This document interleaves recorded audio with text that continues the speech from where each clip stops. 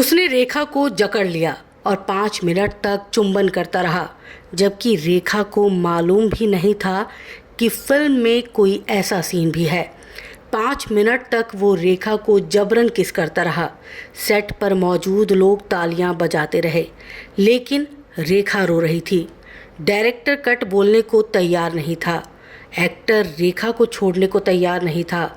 Film industry में नई नई आई महज 15 साल की रेखा ने हताशा में आंखें बंद कर ली और कुछ ही देर में वो बेहोश भी हो गई।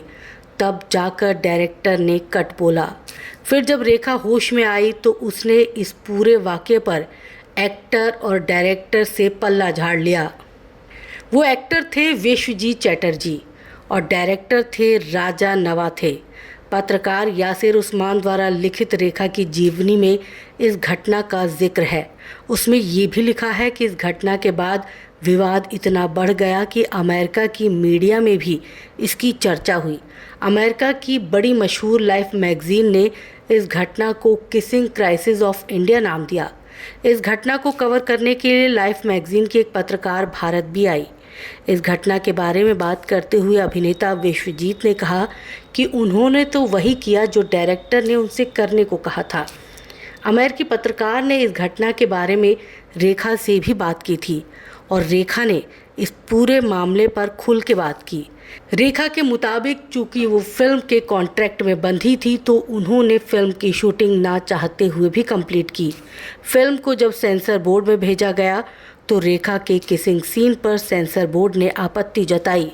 सेंसर बोर्ड ने फिल्म रिलीज़ करने से मना कर दिया।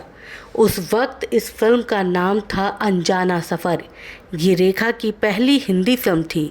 सेंसर बोर्ड से इजाज़त न मिलने पर इस फिल्म के मेकर्स कोर्ट पहुंच गए। अगले 10 सालों तक ये मामला कोर्ट में चला। आखिरकार कोर्ट का फैसला फिल्म के मेकर्स के पक्ष में आया और साल 1979 में ये फिल्म रिलीज़ हो गई। हालांकि इस वक्त तक इस फिल्म का नाम अनजाना सफ़र से बदलकर दो शिकारी कर दिया गया और डायरेक्टर भी बदल चुके थे। कहा जाता है कि अमेरिका से जो पत्रकार ये मामला कवर करने भारत आया था, उसे अपनी स्टोरी के लिए तस्वीरें चाहिए थी, इसलिए फिर से उसी दृश्य को शूट करने के लिए सेट लगवाया गया था। एक्टर विश्वजीत को बुलवाया गया और एक मॉडल को हायर किया गया। हालांकि रेखा तो अब दोबारा वो सीन शूट करने वाली नहीं थी। यानी ये जो तस्वीर आप सब देखते हैं जिसमें विश्वजीत तो हैं लेकिन रेखा नहीं है, वैसे ये कहीं से भी दिखने में रेखा जैसी नहीं लग रही। तो साथियों, फिल्म इंडस्ट्री में ऐसी ऐसी कहानियाँ भी होती हैं। ये तो रेखा की कहानी थी, लेकिन जाने कितनी ही लड़कियां ऐसी भी होंगी जो उन लड़कियों के साथ घटी होगी जो कभी सामने नहीं आ सकी। क्रिएटिविटी के नाम पर फुहरता भी इस इंडस्ट्री में खूब होती है और ये एक कटु सत्य है।